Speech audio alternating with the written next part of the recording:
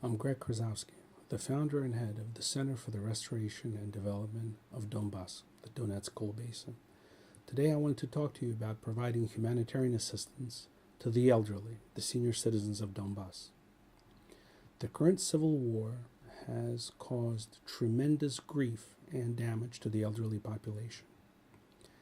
Those of them who are living in the areas currently controlled by the Donetsk and Lugansk People's Republics have not received Ukrainian government pensions since the summer. I think their last pension payment was in July.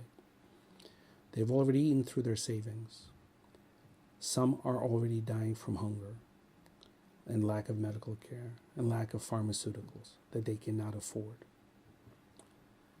We're trying to get humanitarian assistance to the elderly by sending foodstuffs, non-perishable foods, by helping set up soup kitchens, in other words, social cafeterias where the elderly can come and get hot meals. We're also trying to help the elderly with temporary shelter, with the restoration of utilities, so the elderly who don't want to leave their apartments or their houses can enjoy electricity, heat, natural gas, running water, and everything else that's needed for a habitable home where you don't get sick. As I've mentioned to you before, most elderly have greater medical needs than those of us who are younger. They need to obtain medical care. We've already had a talk about the humanitarian assistance that's needed for medical service providers in Donbass. But I'll mention one thing.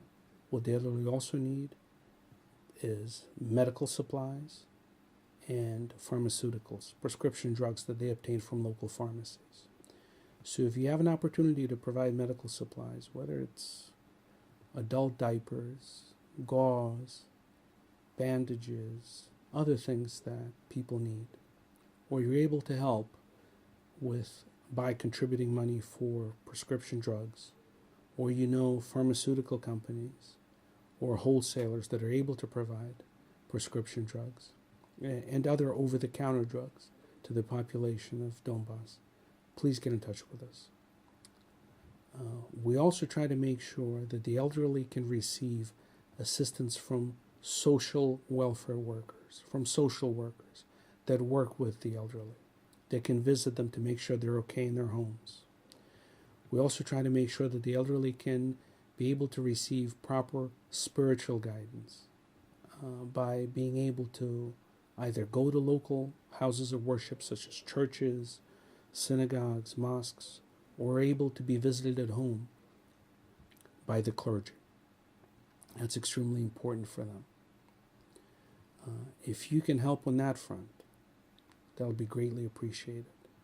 If you're willing to come and volunteer in helping the elderly, either with obtaining food, cooking it, taking them to medical facilities, taking them to church, taking them to other places where they can socialize and minimize the trauma that's caused by the conflict, your contribution will be appreciated. If you're a potential volunteer, get in touch with us. We'll try to pair you up with a local agency.